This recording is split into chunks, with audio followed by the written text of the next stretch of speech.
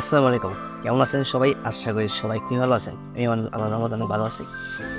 তো যাদের ফোনের নেটওয়ার্কের অনেক সমস্যা করে, যাদের ফোনে বা এলাকায় অনেক নেটওয়ার্কের সমস্যা করে, যাদের 4G নেটওয়ার্ক ফোন তাদের এইচ প্লাস ধরে থাকে অনেক সময়, নেটওয়ার্ক ঠিকমতো কাজ করে না।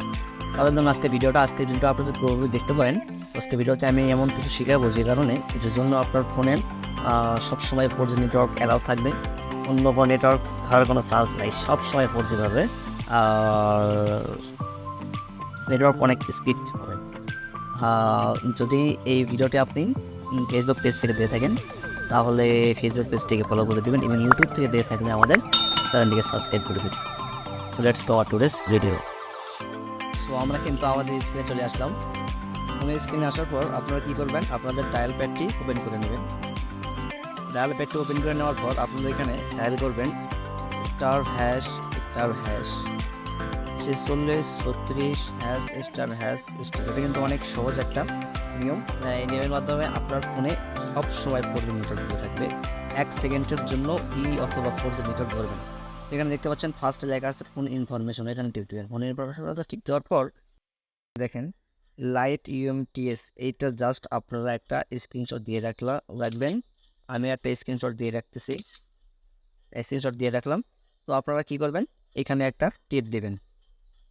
আমিও টিপ দিলাম, সুন্দর মতো একটা টিপ দিলাম। তো টিপ দেওয়ার পর আপনারা দেখবেন এইখানে একটা অপশন খুঁজে পাবেন, অনলি লাইট। দেখেন কিন্তু কিছু পেয়েছি, অনলি লাইট একটা অপশন। সো আপনারা যদি এই অপশনটিতে টিপ দেন তাহলে কী হবে, আপনার ফোনের নেটওয়ার্ক কিন্তু অটোমেটিক 4G, অনলি 4G হয়ে থাকবে। অনলি 4G ছাড়া অন্য কোনো নেটওয়ার্ক ধরবেই না। এখানে হচ্ছে ডাটা দিয়ে থাকি, আবার কিন্তু অনলি 4G ছাড়া ধরবে না, আপনারা দেখতে পাচ্ছেন। আর আপনারা প্রুভ করতে পারেন, সমস্যা নাই, অনলি 4G ধরে থাকবে। আর এইটি আপনি যদি এই নিয়মটি আপনি যদি বাদ দিতে চান তাহলে আপনাদের ফোন পুনরায় আগের মতো করতে আপনারা পুনরায় ফিরে আসবেন ডায়াল প্যাডে। ডায়াল প্যাডটি ওপেন করার পর লিখতে হবে *#***46#*#** দেওয়ার পর আপনাদেরকে আবার যেতে হবে ফোন ইনফরমেশনের ভিতর। এখানে যাওয়ার পর এখানে দেখেন অনলি লাইট আছে, এখানে টিপ দিবেন।